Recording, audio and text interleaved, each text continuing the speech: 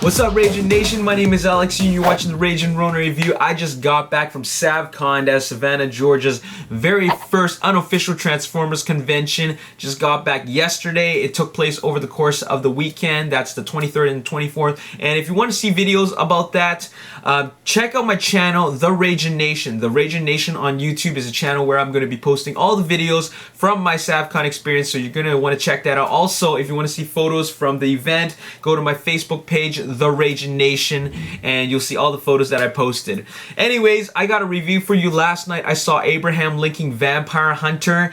Yes, I know it's kind of a silly name for a movie, and it's exactly what the title suggests. It's Abraham Lincoln as a vampire hunter, and when I was watching the trailer for this movie a few months back, there's people in the theater who were just laughing at the title, but apparently this movie is based off a novel. I never read the novel, and I think a lot of people didn't know about this either.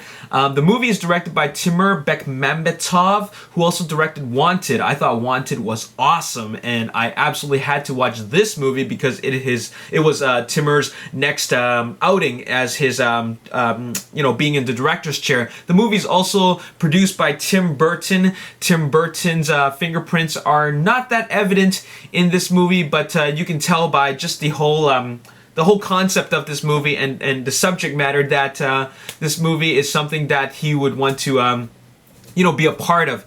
Anyways, the movie is exactly what the title suggests. It's Abraham Lincoln, and his mother was killed by vampires, and he becomes a vampire hunter with the assistance of Dominic Cooper, and he goes out and kills vampires, and that's it. Okay, that's all it is. That's what this movie's about. So plot-wise, nothing too special, nothing too crazy and significant.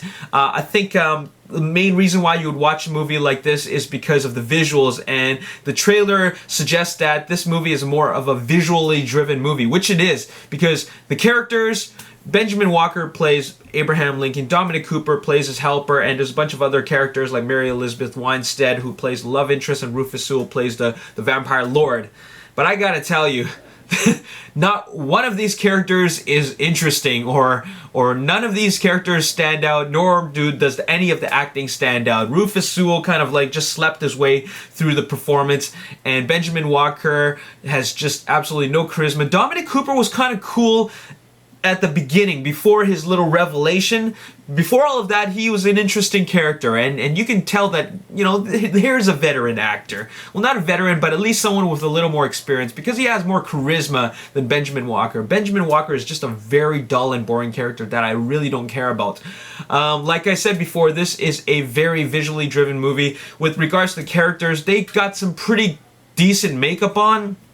The vampire effects were also really, really cool. But in terms of the action is very, there's really no heart in the action. When you compare this with Wanted, which I do a lot because it's the same director, Wanted is by far so much better, like 3 times better than this movie. Wanted has great action, like very fresh new action, like stuff we haven't seen before, in terms of the martial arts fighting and the gun fu, the gunplay.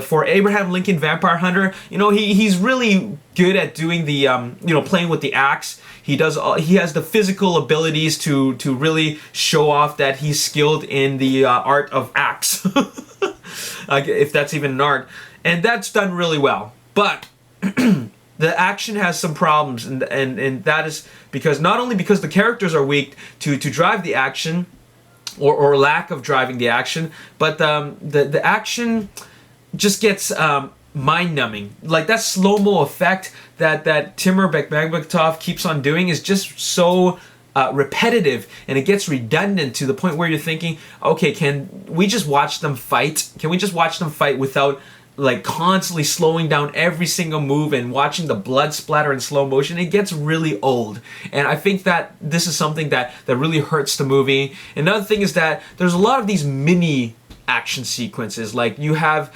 Benjamin Walker, Abraham Lincoln, he kills these vampires, and then it's just a 1-minute scene. Like, you'd have dialogue, then you have this 1 minute sequence where he kills a vampire, and it's really short-lived, and then dialogue, then he does it again. So there was probably like 5 or 6 of these types of sequences until we get to a really big sequence, which is like a vampire fight, which takes place during a horse chase. I was about to say horse race, but it's a horse chase, and that was something that was really cool. That was a very innovative type of action sequence, and I love the way it looked.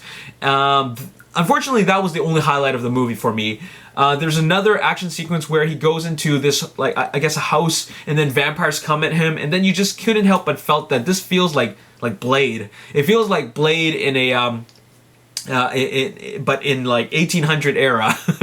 And it wasn't very it was nothing fresh. It was just nothing fresh at all. And the main battle sequence, I mean the final battle sequence on a train, that was just nothing special at all. You have vampires just coming out of nowhere, and they just they just don't feel like anything threatening at all. There's absolutely no threat factor, because we've seen vampires done right, and that is to make them fearful and vicious, and just feel like you really don't want to deal with them. Well, you know, Abraham Lincoln, he can deal with them. You know, he's got the skills to deal with them. And the vampires are just weak. They die so easily, and they have no sense of any strength. You know, not in terms of like just physical strength, but but then the presence as fearful creatures. You don't feel that screen presence when they're around. And Rufus Sewell, he's really like I said, he was just so lazy in this movie. He really doesn't provide anything in making his team of vampires look scary. So unfortunately, there were some not very good things about this movie. I was trying to give this movie a little bit of a higher score just for entertainment value. The fact that the movie was slightly entertaining, but I'm gonna have to give this movie a bit of a below average score at 4.5 out of 10.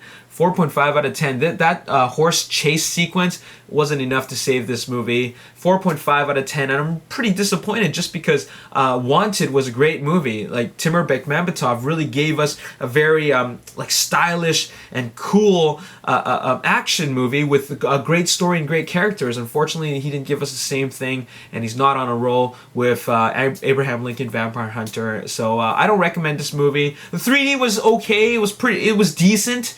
Wouldn't say it's the greatest, but like I said before, 4.5 out of 10, and I don't recommend this movie. A lot of people were saying that it's okay, it's not as bad as people say it is, but I mean, if you like vampire movies, then go check this out. But in terms of if you're looking for something like a good story, it's definitely one of the most boring stories out there. There's nothing interesting about it at all. 4.5 out of 10, and I don't recommend it. I'll see you next time. My name is Alex Yu. Peace. 23 video, he was intense. He was perfect for the role. But casting him in the old version of himself was all wrong. So that's